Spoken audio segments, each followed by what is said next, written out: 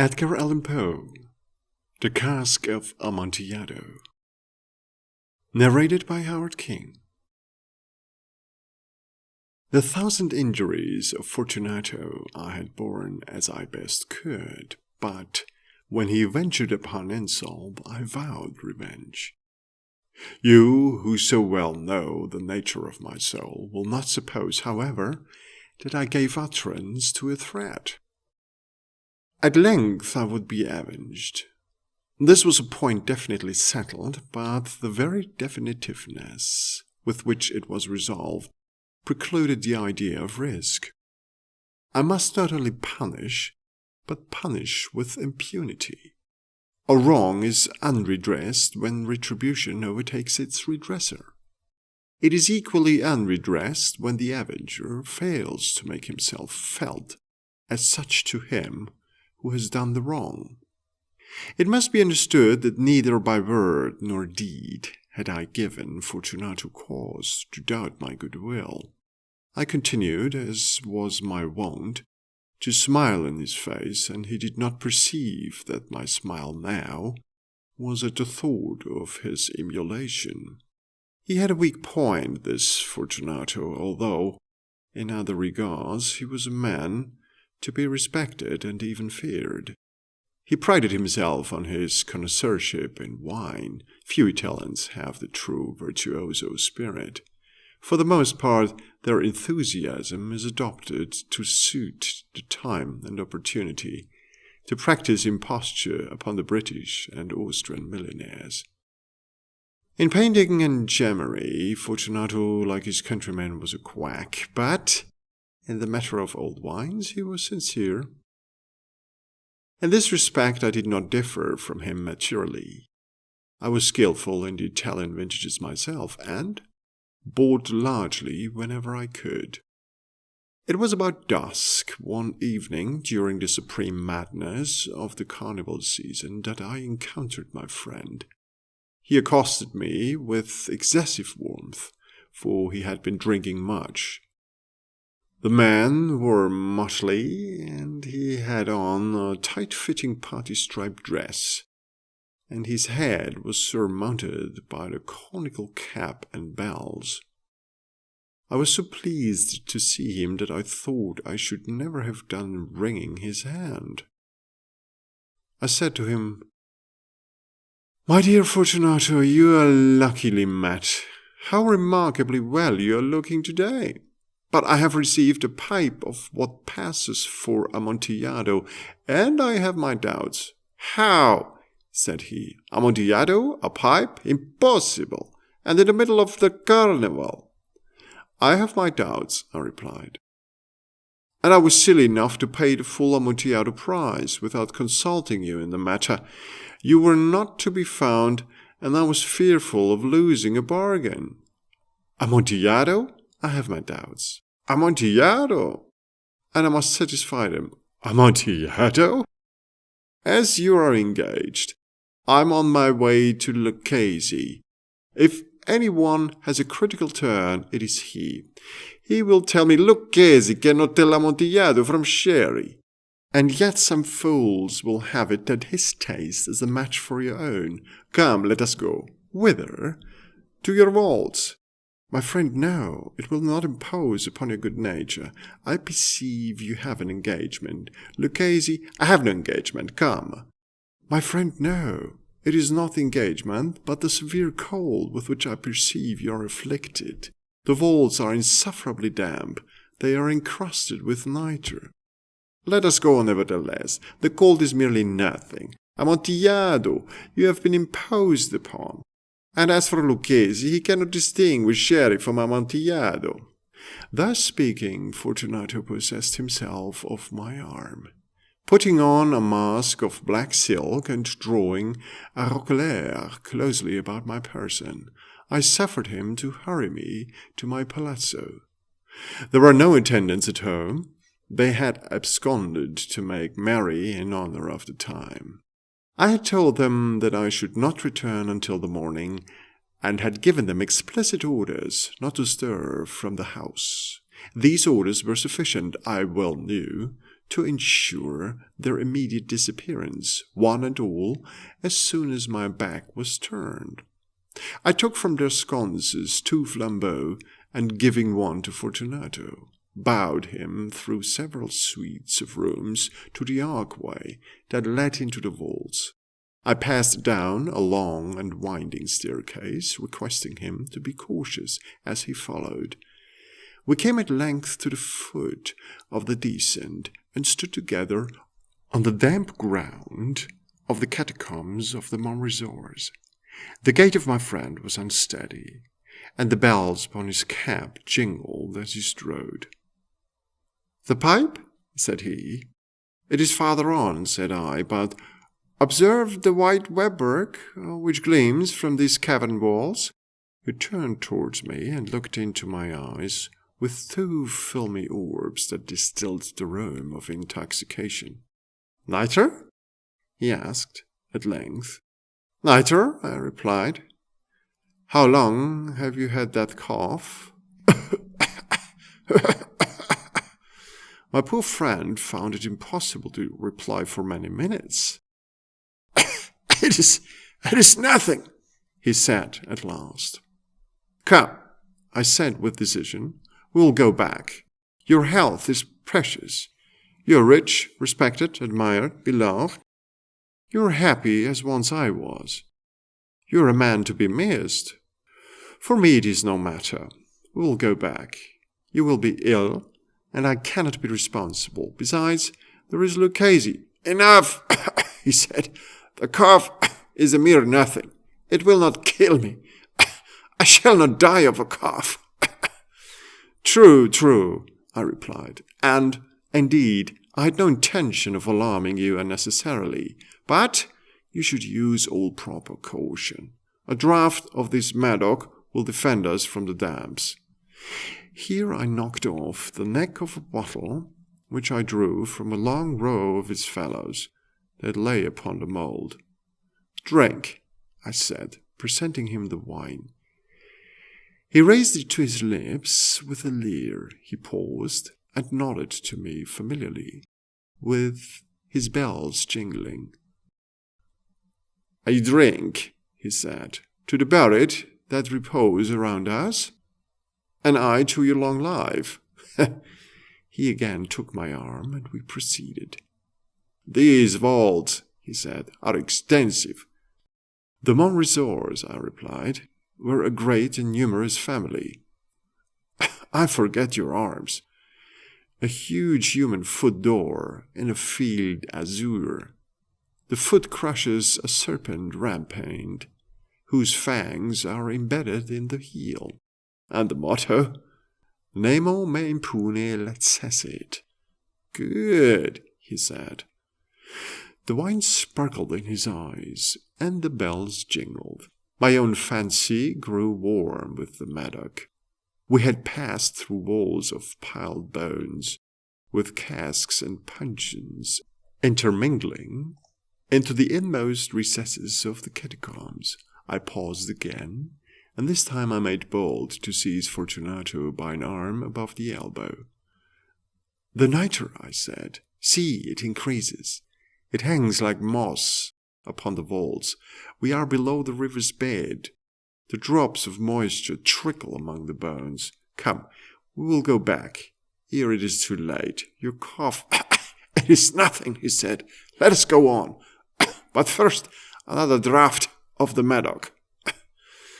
I broke and reached him a flagon of the Grave. He emptied it at a breath. His eyes flashed with a fierce light. He laughed and threw the bottle upwards with a gesticulation I did not understand. I looked at him in surprise. He repeated the movement, a grotesque one. You do not comprehend?" he said. "Not I," I replied.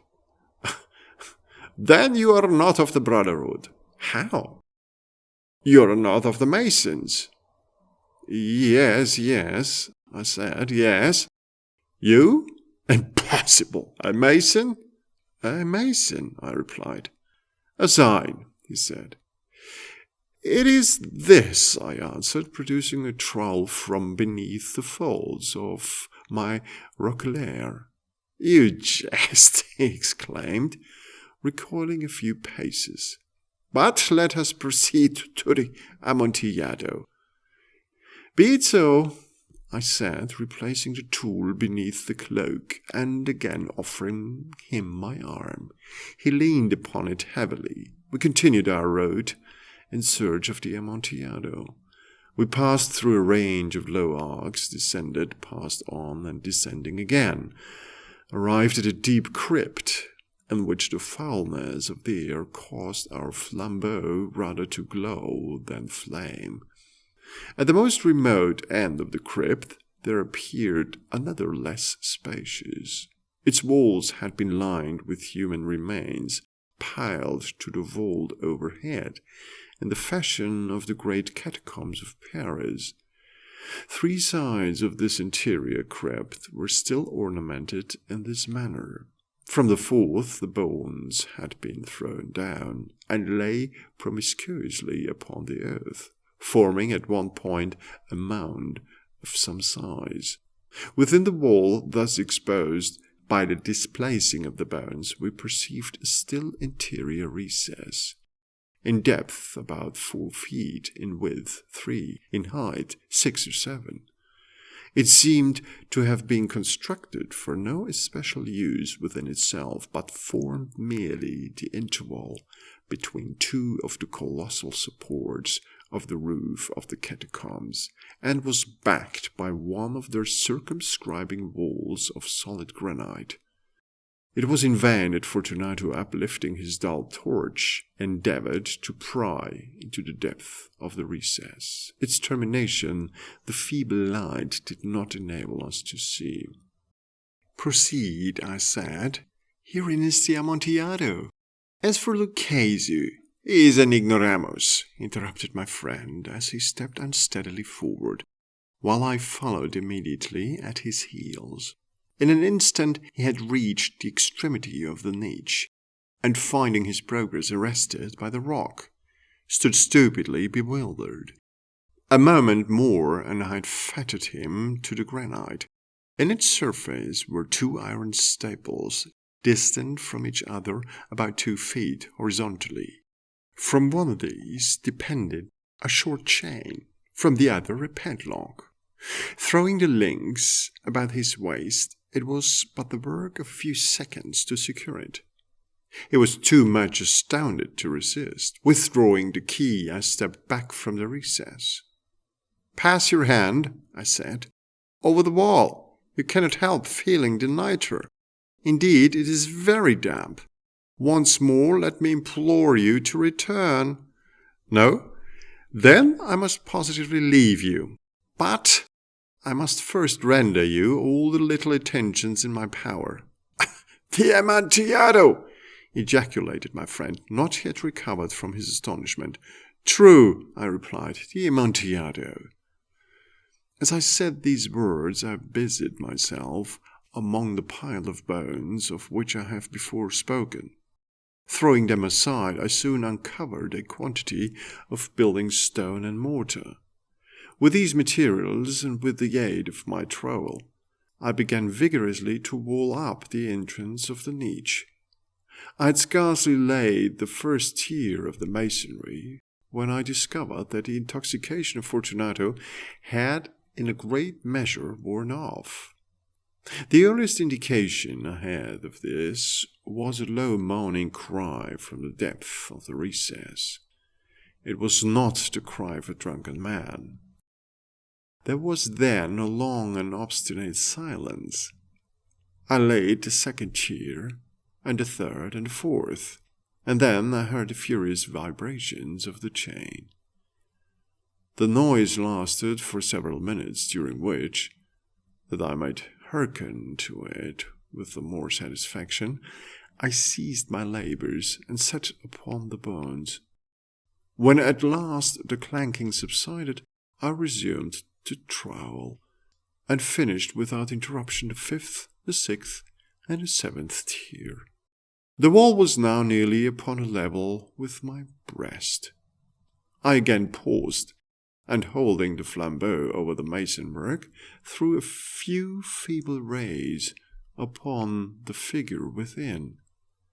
A succession of loud and shrill screams bursting suddenly from the throat of the chained form seemed to thrust me violently back. For a brief moment I hesitated, I trembled. Unsheathing my rapier, I began to grope with it about the recess, but the thought of an instant reassured me. I placed my hand upon the solid fabric of the catacombs and felt satisfied. I reapproached the wall. I replied to the yells of him who clamored. I re-echoed, I aided, I surpassed them in volume, and in strength I did this, and the clamorer grew still. It was now midnight, and my task was drawing to a close.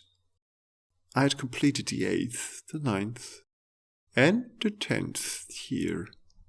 I had finished a portion of the last and the 11th.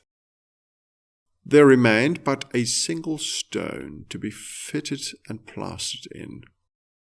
I struggled with its weight. I placed it partially in its destined position, but now there came from out the niche a low laugh that erected the hairs upon my head. It was succeeded by a sad voice, which I had difficulty in recognizing as that of the noble Fortunato. The voice said, "A very good joke indeed, an excellent jest. We shall have many a rich laugh about it at the palazzo, over our wine, The Amontillado," I said. "Yes, the Amontillado. But it is not getting late. Will not I be awaiting us at the palazzo, the Lady Fortunato and the rest? Let us be gone." "Yes," I said, "let us be gone." "For the love of God, mon resort." "Yes," I said, "for the love of God." But to these words I hearkened in vain for reply. I grew impatient. I called aloud, "Fortunato!" No answer. I called again, "Fortunato!" No answer still. I thrust a torch through the remaining aperture and let it fall within. There came forth in reply only a jingling of the bells. My heart grew sick on account of the dampness of the catacombs. I hastened to make an end of my labor. I forced the last stone into its position. I plastered it up against the new masonry. I re-erected the old rampart of bones.